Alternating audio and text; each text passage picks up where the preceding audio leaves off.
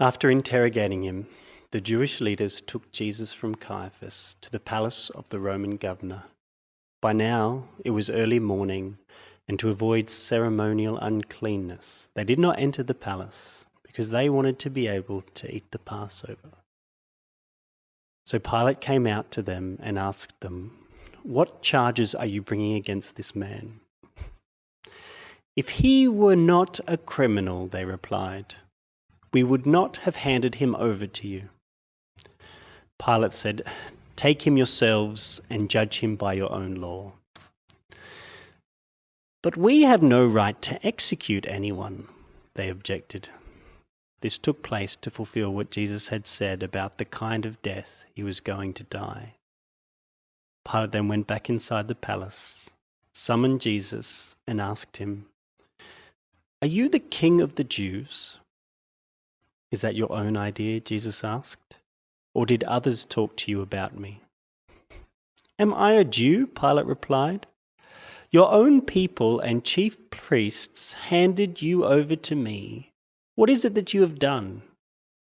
Jesus said, "My kingdom is not of this world. If it were, my servants would fight to prevent my arrest by the Jewish leaders. But now my kingdom is from another place." "You are a king, then," said Pilate. Jesus answered, "You say that I am a king. In fact, the reason I was born and came into the world is to testify to the truth. Everyone on the side of truth listens to me." "What is truth?" retorted Pilate. With this, he went out again to the Jews gathered there and said, "I find no basis for a charge against him. But it is your custom for me to release to you one prisoner at the time of Passover. Do you want me to release the King of the Jews?" They shouted back, "No, not him. Give us Barabbas." Now Barabbas had taken part in an uprising. Then Pilate took Jesus and had him flogged. The soldiers twisted together a crown of thorns and put it on his head. They clothed him in a purple robe and went up to him again and again, saying, "Hail the King of the Jews!" And they slapped him in the face. Once more Pilate came out and said to the Jews gathered there, "Look, I am bringing him out to you to let you know that I find no basis for a charge against him." When Jesus came out wearing the crown of thorns and the purple robe, Pilate said to them, "Here is the man." As soon as the chief priests and their officials saw him, they shouted, "Crucify! Crucify!" But Pilate answered, "You take him and crucify him. As for me, I find no basis for a charge against him." The Jewish leaders insisted, "We have a law, and according to that law, he must die because he claimed to be the Son of God." When Pilate heard this, he was even more afraid and went back inside the palace. "Where do you come from?" he asked Jesus, but Jesus gave him no answer. "Do you refuse to speak to me?" Pilate said. "Don't you realize that I have power either to free you or to crucify you?" Jesus answered, "You would have no power over me if it were not given to you from above. Therefore, the one who handed me over to you is guilty of a greater sin." From then on, Pilate tried to set Jesus free, but the Jewish leaders kept shouting, "If you let this man go, you are no friend of Caesar. Anyone who claims to be a king opposes Caesar." When Pilate heard this, he brought Jesus out and sat down on the judge's seat at a place known as the Stone Pavement, which in Aramaic is Gabbatha.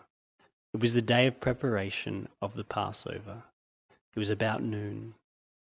"Here is your king," Pilate said to the Jews. But they shouted, "Take him away! Take him away! Crucify him!" "Shall I crucify your king?" Pilate asked.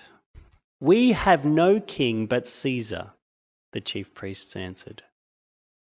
Finally, Pilate handed him over to them to be crucified. So the soldiers took charge of Jesus. Carrying his own cross, he went out to the place of the skull, which in Aramaic is called Golgotha. There they crucified him, and with him 2 others, one on each side, and Jesus in the middle. Pilate had a notice prepared and fastened to the cross. It read, "Jesus of Nazareth, the King of the Jews." Many of the Jews read this sign, for the place where Jesus was crucified was near the city. The sign was written in Aramaic, Latin, and Greek. The chief priests of the Jews protested to Pilate, "Do not write the King of the Jews, but that this man claimed to be King of the Jews." Pilate answered, "What I have written, I have written." When the soldiers crucified Jesus, they took his clothes, dividing them into 4 shares, one for each of them, with undergarment remaining. This garment was seamless, woven in one piece from top to bottom. "Let's not tear it," they said to one another. "Let's decide by lot who gets it."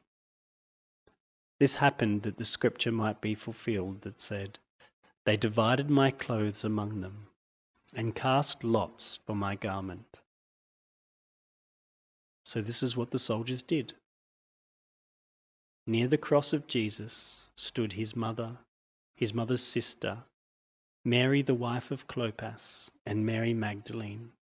When Jesus saw his mother there, and the disciple whom he loved standing nearby, he said to her, "Woman, here is your son," and to the disciple, "Here is your mother." From that time on, this disciple took her into his home. Later, knowing everything had now been finished, so that scripture would be fulfilled, Jesus said, "I am thirsty." A jar of wine vinegar was there, so they soaked a sponge in it, put the sponge on a stalk of a hyssop plant, and lifted it to Jesus' lips. When he had received the drink, Jesus said, "It is finished."